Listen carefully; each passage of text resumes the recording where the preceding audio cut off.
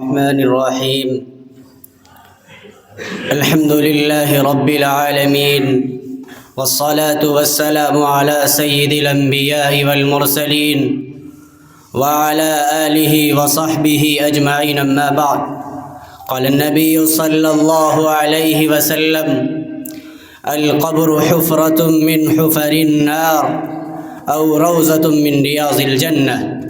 رئيس الحفلة والمستمعون الكرام والحاضرون الأجلة، أريد في هذه الحفلة المباركة البهيجة أن نلقي عليكم كلمات عديدة حول الموضوع القبر حفرة من حفر النار أو روزة من رياض الجنة.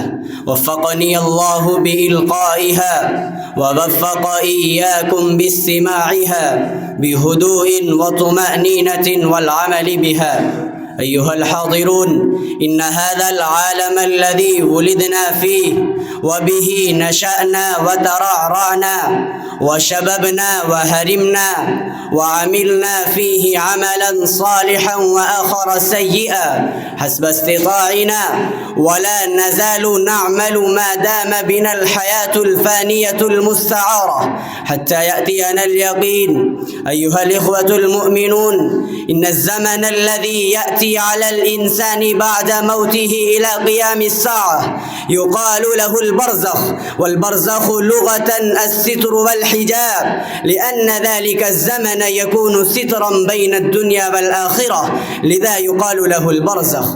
وإن الزمن الذي يأتي على الإنسان بعد قيام الساعة يقال له عالم الآخرة، كما يسمى يوم الدين ويوم الجزاء وغيره.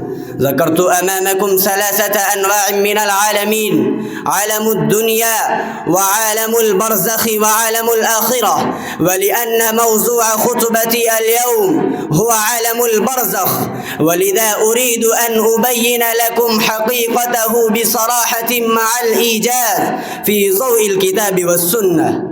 أيها الإخوة الفضلاء، إن زمن البرزخ يكون هو زمن الراحة والطمأنينة وزمن الهدوء والسكينة للذين يعملون الصالحات ويؤمنون إيمانا كاملا، يوسع لهم القبر وينور ويستريحون فيه ويتنعمون بالراحة والهدوء وينامون فيها كعروس جديدة. والذين لم يؤمنوا أو آمنوا ولكن لم يعملوا فيظلم عليهم القبر ويضيق ويسلط عليهم الحيات والعقارب تلدغهم وتلسعهم. وقد أشار النبي صلى الله عليه وسلم إلى هذه الحقيقة ونبههم عليها فقال: القبر حفرة من حفر النار أو روزة من رياض الجنة.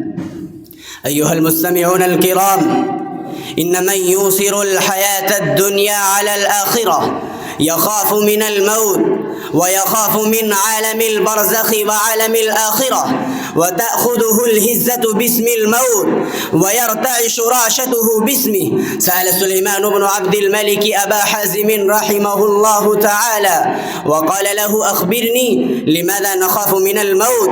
فأجابه: تخاف من الموت لأنك قد عمرت الدنيا وأقفرت الآخرة، ولذا لا تريد الذهاب من العمران إلى الخراب. فقال له سليمان: صدقت. والسلام عليكم ورحمة الله وبركاته.